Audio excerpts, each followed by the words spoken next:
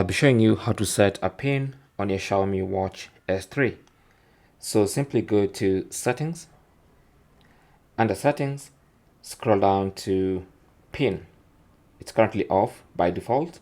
You can tap on that and then choose set pin. Now let me choose a simple pin. Obviously, I expect you to choose a much better pin.